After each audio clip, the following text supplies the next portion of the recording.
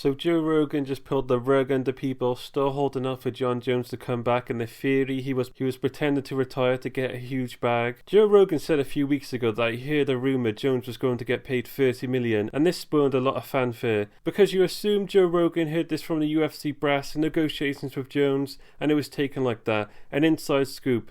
Now he's come back out on his podcast with Theo Von recently and said Dana White personally called him to say Jones is not getting 30 million and he's most likely retiring. Then Joe Rogan goes on and says Jones should be given as much time as he wants. He can fight who he wants because he's the GOAT.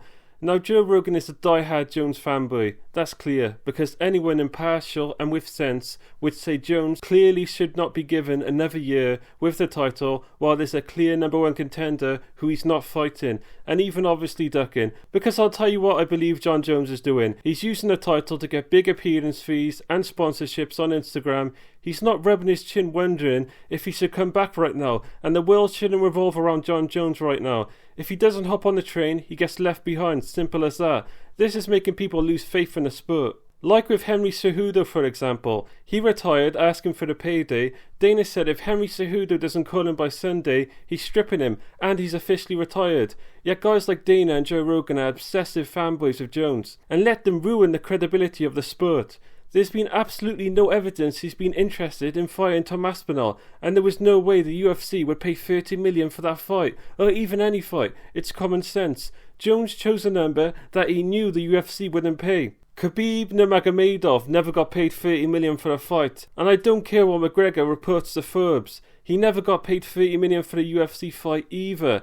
When his actual numbers got released, in the antitrust lawsuit, he was getting paid 3, 4 and 5 million. This is prime hype Conor McGregor versus Aldo, Nate Diaz, Eddie Alvarez, when he was the biggest thing in sports. And they were reporting that he was making 50 or 30 million at the time.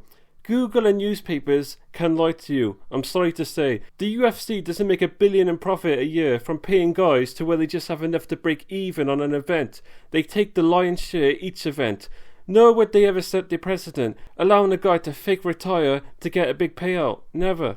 And one of the Jones fans who have been saying, oh, Jones beats Aspinall, look at his loss from over 10 years ago, this is all just a negotiating tactic, going to admit he's been duping the fans. He took you for a ride. He was looking to get his last few paydays before sailing off into the sunset. He was never interested in fighting Tom Aspinall. He doesn't have the evidence, like he did with Cyril Gane, that he has a grappling deficiency. Nor does he see, like with Stipe, he was old and retired. These are very carefully picked fights. Tom is an anomaly. And you saw it against Stipe, that Stipe looked so old and stiff, yet he was hitting Jones over and over again. Imagine what a young, fast, athletic guy would do to Jones. See, this is how you separate the guys who watch the highlights and the guys who watch the full fights. The guys online saying, look what he did to Stipe, they look like old men. You'd have to be a delusional fanboy to think that Jones is number one pound for pound, and there's no way Tom Aspinall could beat him. He's duped and scammed the fans for long enough. He's wasted Tom Aspinall's career for long enough, who's defended the interim title already, and should be on his way to breaking the heavyweight title defense record right now.